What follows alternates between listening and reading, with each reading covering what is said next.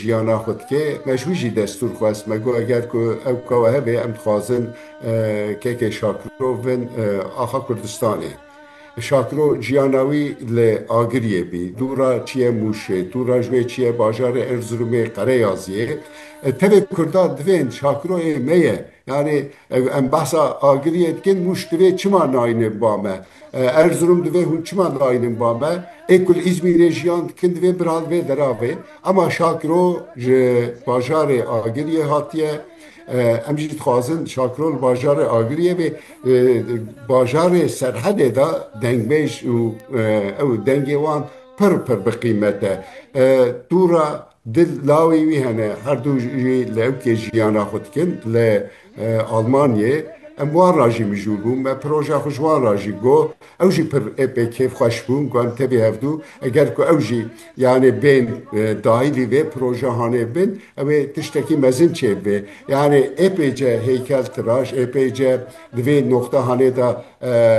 êzana herkes dixwaze bê emek û kedekî bide ew kê çünkü herkes siyaneta wî pir mezin e li qarşî dengbêja o şakiro Vallahi em dixwazin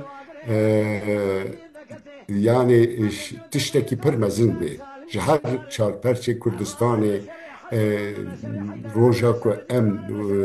ewka şakiro wan bînin ziman di wê derê bi milyona însan bên bivin mêvanê me bivin azîzê me bên li terişta me cî bigirin bên dengê şakiro û dengê dengbêjê din di wê derê bilind bibe tiştê ku em dixwazin sadece bajarna li tevê Kurdistanê li bajarê Agiriyê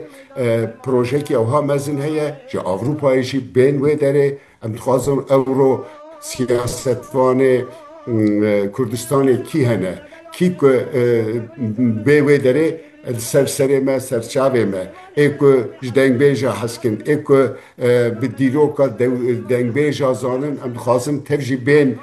Kurdistanê bibin mêvanê me ji vê derehanê ana da ji xelkê Silêmaniyê ra ê Hevlêrê ra ê Duhokê ra ê Rojava tevê Kurdistanê em dixwazin ew projê da roja ku proje bê ziman tev li wê derê bin em jî dixwazin yani tiştekî mezin bibe tevê Kurdan wê derê li tenişta van dengbêja bi dengê dengbêja rojekî xweş derbas belê hema di her ez bawerim di her mala Kurda da arşivekî heye